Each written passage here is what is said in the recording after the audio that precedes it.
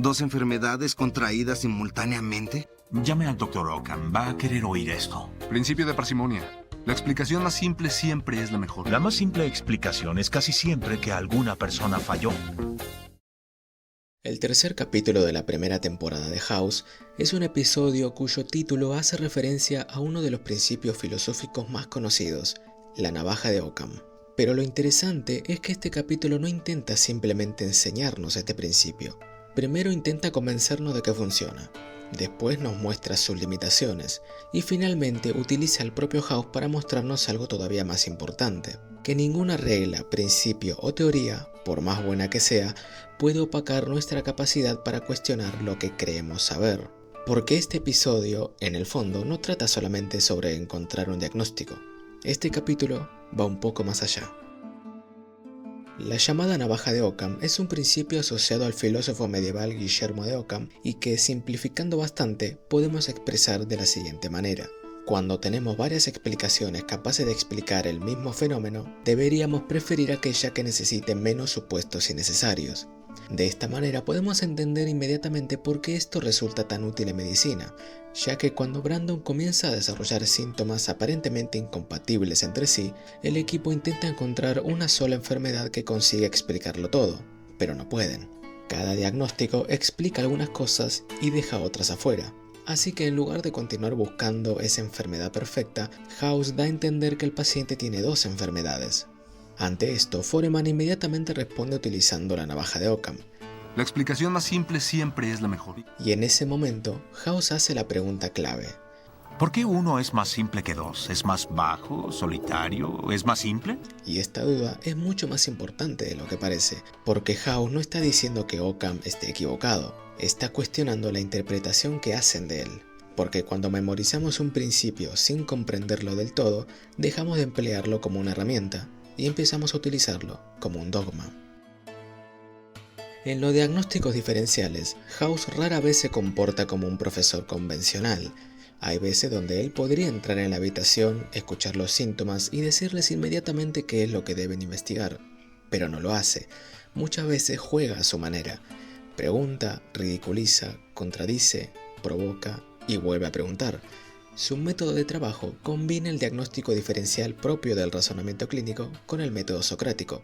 Claro que Sócrates no se limitaba a transmitir respuestas, utilizaba preguntas para revelar contradicciones dentro del pensamiento de su interlocutor, y House hace algo parecido. Su objetivo no es que Cameron, Chase y Foreman sepan qué responder, su objetivo es obligarlos a pensar. Y quien resulta particularmente importante en este episodio es Foreman, porque empieza a enfrentarse a House. ¿Y ese es nuestro trabajo? ¿Ser títeres de House? ¿Se le ocurre una idea loca y fingimos que no lo es? Y acá vemos una paradoja fantástica, porque cuanto más cuestiona Foreman a House, más se convierte en el médico que House quiere que sea.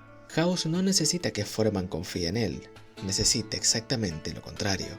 Y quien se da cuenta de todo esto es Wilson, quien en una conversación con House plantea una pregunta. ¿Realmente es necesario humillar a las personas para enseñarles? Y el razonamiento de House ante esto es sencillo.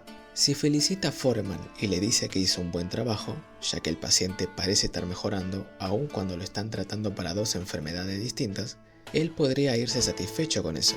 Pero si House consigue frustrarlo, Foreman continuará trabajando, investigando y sobre todo, pensando. Lo cual da sus frutos, ya que Foreman descubre que en realidad Brandon sigue empeorando.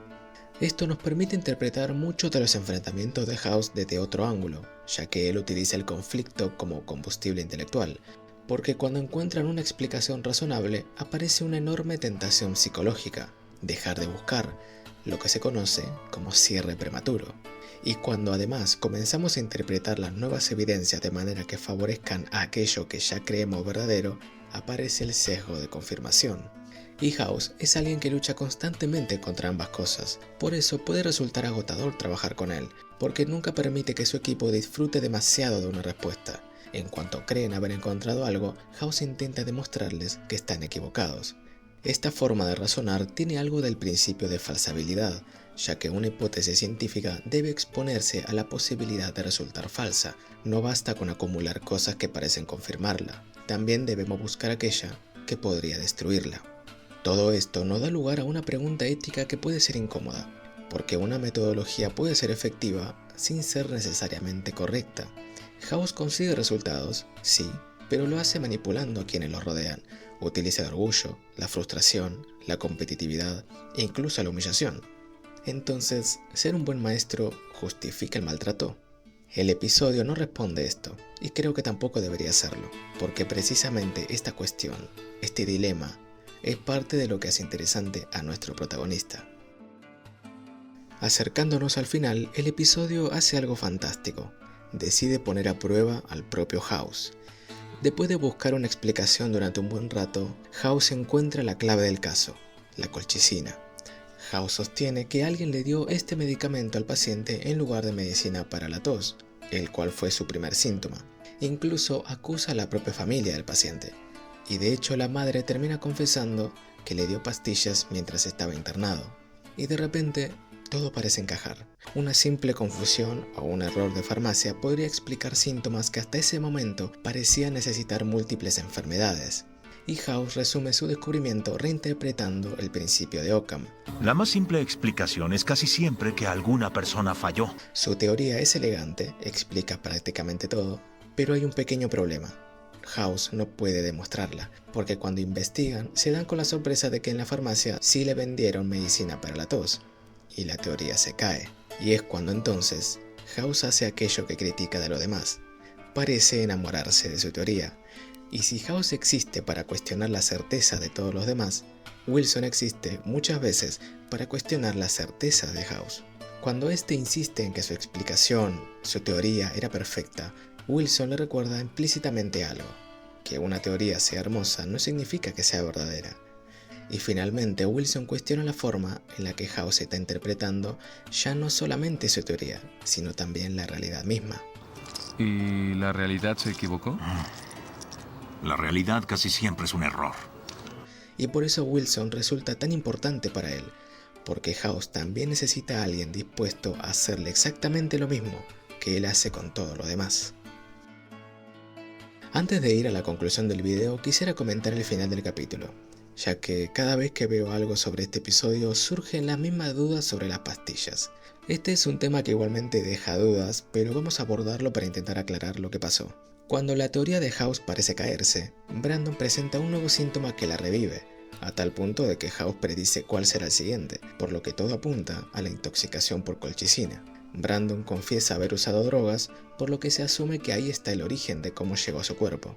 Pero el caso no está cerrado aún, al menos no para House. Al final del capítulo, Brandon le dice a todos que las pastillas para la tos que le dio Cameron, las cuales tienen una letra impresa, no son las mismas que estaba tomando antes.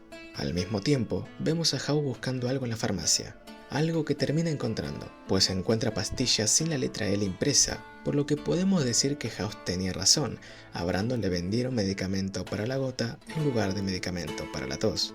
Aún así, hay algo que no me termina de cerrar, ya que a Chase no le hizo ruido que las pastillas que le vendieron a Brandon no estén impresas. Esto se puede interpretar como un error de guión o como otro hecho que refuerza la frase de House. La más simple explicación es casi siempre que alguna persona falló. También podemos decir que este caso se pudo resolver un poco antes si le preguntaban a Brandon sobre la pastilla que estaba tomando. Al fin de cuentas, podríamos decir que este capítulo le hace honor a su nombre, ya que parece una cadena de errores y supuestos innecesarios. La navaja de Occam es un capítulo mucho más importante para entender a House de lo que parece, porque no solamente establece cómo diagnostica, establece cómo entiende el conocimiento. House sabe que puede equivocarse, sabe que su equipo puede equivocarse también, los pacientes pueden mentir, las pruebas pueden confundir, sabe que una explicación perfectamente lógica puede resultar falsa, y por eso duda una y otra vez. La gente suele pensar que la inteligencia consiste en encontrar respuestas antes que los demás. Pero House propone algo distinto.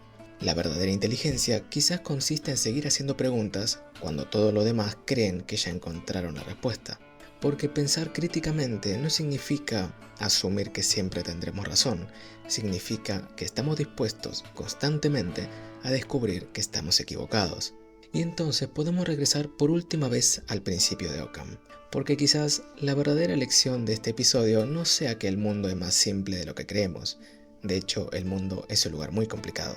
Las enfermedades pueden ser complicadas. Las personas definitivamente lo somos. Pero quizás antes de construir una explicación extraordinariamente compleja para aquello que tenemos delante, conviene contemplar una posibilidad más simple, que alguien se equivocó, incluso si ese alguien somos nosotros. One is the loneliest number that you'll ever do.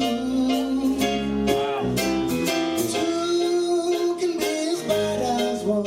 It's the loneliest number since the number one. Haz una nota. No debo dudar de mí.